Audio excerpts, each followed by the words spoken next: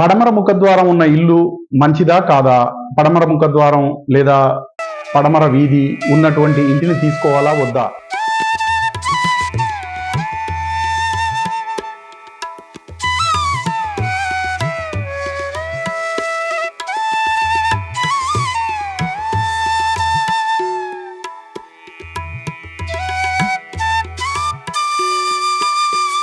పడమర ముఖద్వారం ఉన్న ఇల్లు మంచిదా కాదా?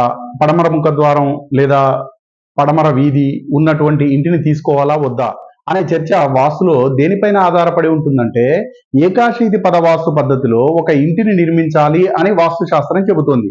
ఏకాశీతి పదవాస్తు అంటే ఏంటి? మరి పడమరలో ద్వారాలు ఎక్కడ ఉంచాలి, ఏ ద్వారం మంచిది, ఏ ద్వారం మంచిది కాదు అనే విషయాన్ని చూసినప్పుడు ఏకాశీతి పదవాస్తు పద్ధతిలో ఇంటి నిర్మాణం జరగాలని వాస్తుశాస్త్రం చెబుతుంది.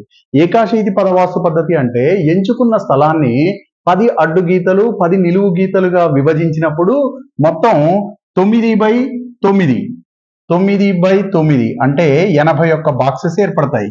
ఇవి బాక్సెస్. ఈ బాక్సెస్ ని పదాలు, పదము, దేవతా పదము అన్నారు.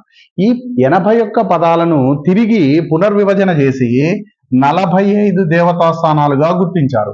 ఈ 45 దేవతా స్థానాలను పైశాచ విధి, మనుష్య విధి, దేవ విధి, బ్రహ్మ విధి అనే 4 వీధులుగా విధి విన్యాసం చేశారు.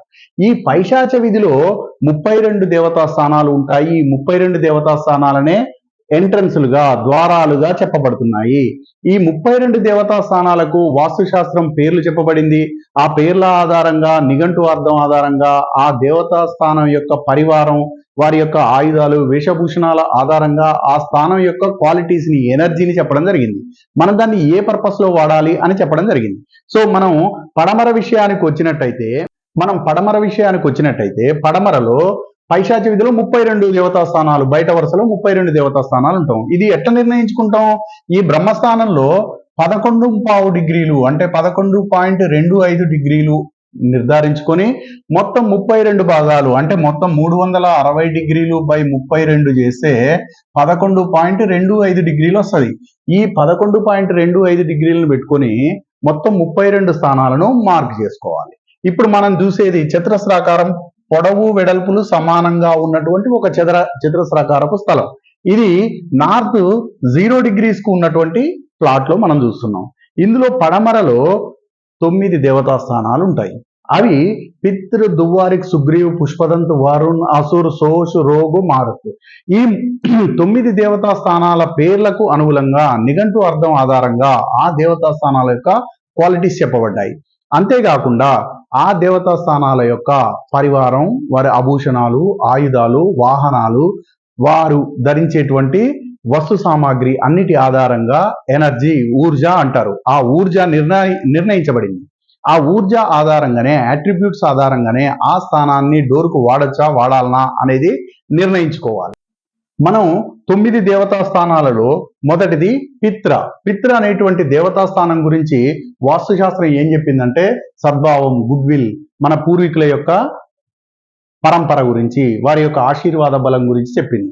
సో పిత్ర అనేటువంటి దేవతా స్థానం మీదుగా నడవడం ఎట్టి పరిస్థితుల్లోనూ మంచిది కాదు అని చెప్పింది. సో 1వ నంబర్ ఎట్టి పరిస్థితుల్లో పనికిరాదు. పిత్ర అనేటువంటి దేవతా స్థానం మీదుగా ఎంట్రన్స్ ఇవ్వకూడదు.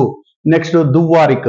దువ్వారిక్ అనేది కూడా శక్తి, ధనము, సమయాన్ని వృధా చేసేటువంటి లక్షణాన్ని కలిగి ఉంటుంది.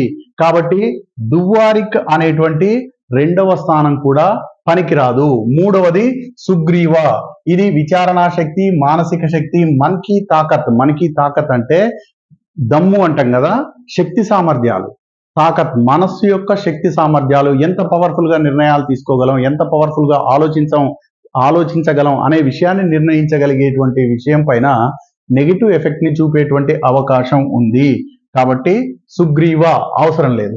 సో పుష్పదంత్, 4వది పుష్పదంత్ అనేటువంటి ఈ దేవతా స్థానం విష్ణుమూర్తి యొక్క వాహనమైన గరుడ పక్షిని తెలియజేస్తుంది. అత్యంత వేగంగా, సమయస్ఫూర్తితో, శక్తివంతంగా ప్రయాణం చేయడానికి మార్గాన్ని చూపించేటువంటి ప్రాంతం.